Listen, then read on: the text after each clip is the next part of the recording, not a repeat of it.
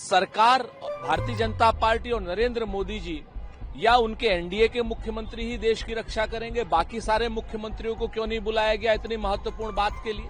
70 सालों में Congress party economically नहीं कर पाई, वो प्रधानमंत्री नरेंद्र मोदी जी के अंडर में एनडीए की सरकार ने भारत की इकोनॉमी को चौथी सबसे लार्जेस्ट इकोनॉमी बनाकर किया।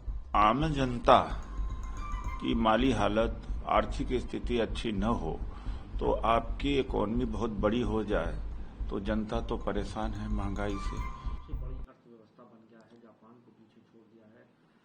आप कैसे इस उपलब्धि को देख रहे हैं?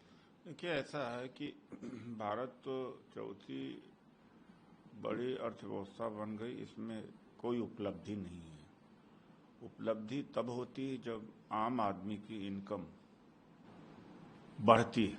80 करोड़ लोगों को आप 5 किलो राशन पर जिंदा रख रहे हैं।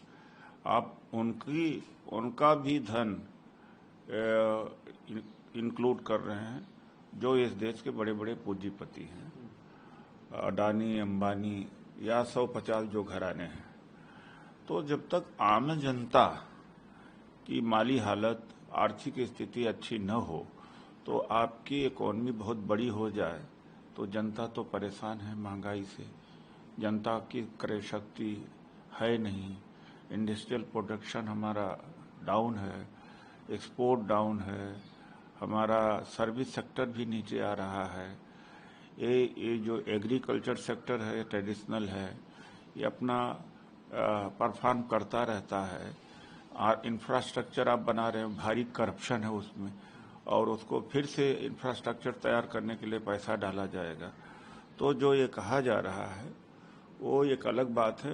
अर्थव्यवस्था बड़ी होने का दूसरा कारण है कि 140 करोड़ के लोग हैं, तो वस्तुओं का इस्तेमाल तो करेंगे, खाएंगे, पिएंगे, कपड़ा पहनेंगे, गाड़ी का इस्तेमाल करेंगे, एसी का इस्तेमाल करेंगे, तमाम वस्तुओं का।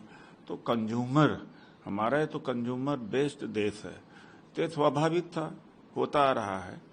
तो सवाल इस बात का है, जब लोग गरीबी रेखा के ऊपर आए, यहाँ तो 26 करोड़ जो गरीबी रेखा के ऊपर आए थे यूपीए के सरकार।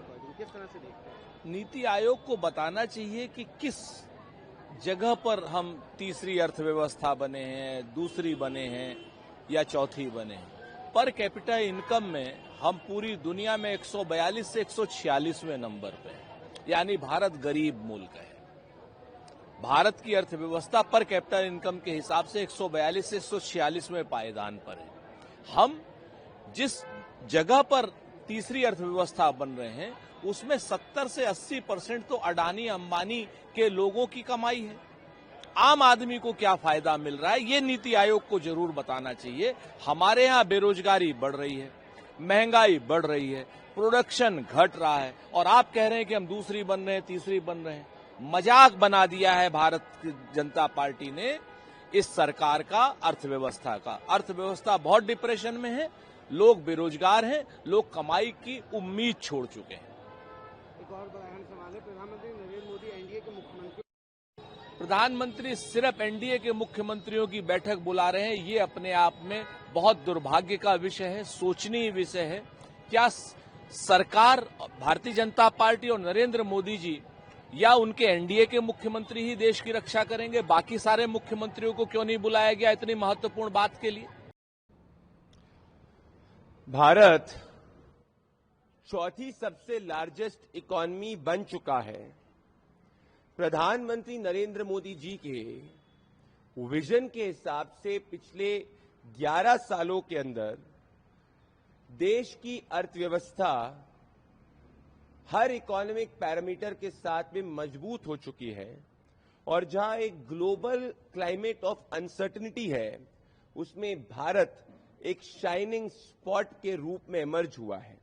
ये मोदी नॉमिक्स की बहुत बड़ी जीत है कि आज भारत फास्टेस्ट ग्रोइंग इकोनॉमी भी है, और अब जापान को पीछे छोड़कर दुनिया की सबसे चौथी बड़ी इकोनॉमी बन चुका है, $4 ट्रिलियन की इकोनॉमी बन चुका है, और साथ में तीसरी सबसे बड़ी अर्थव्यवस्था आने वाले सालों में बनने जा रहा है।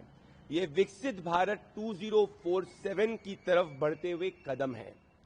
पर यह देश को भूलना नहीं चाहिए कि ठीक 11 साल पहले जब कांग्रेस पार्टी की सरकार थी तो हमारी इकॉनमी फ्रेजाइल 5 में थी। हम दुनिया की टॉप 10 अर्थव्यवस्थाओं में भी नहीं थे।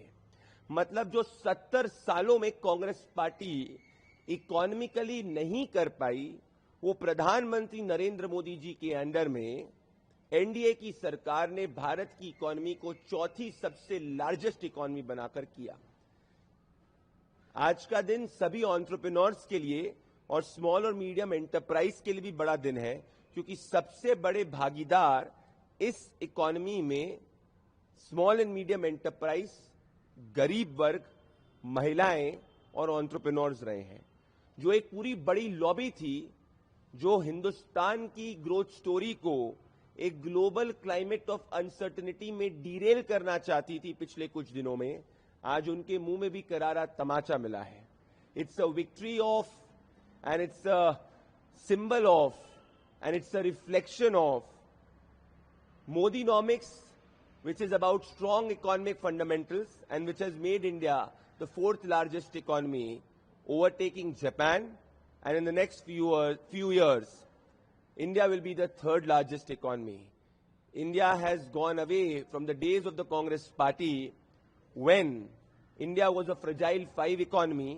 It was considered as a weak spot in the global economy, and during the Congress party, India was not even in the top 10 economies globally. Our entire lobby, which wanted to derail the Indian growth story, has also been defeated as India under Prime Minister Narendra Modi continues to move forward to be the 3rd largest economy. Now it is the 4th largest economy, surpassing Japan. This is a reflection of growth reaching small and medium enterprise, poor, youth, women, and with entrepreneurs being the largest contributor. Modinomics has won. Rahul Gandhi's failed economic logic and Congress party's failed economic era in the UPA era yet again has gone past the country, and India had rejected it in 2014, and very lightly so.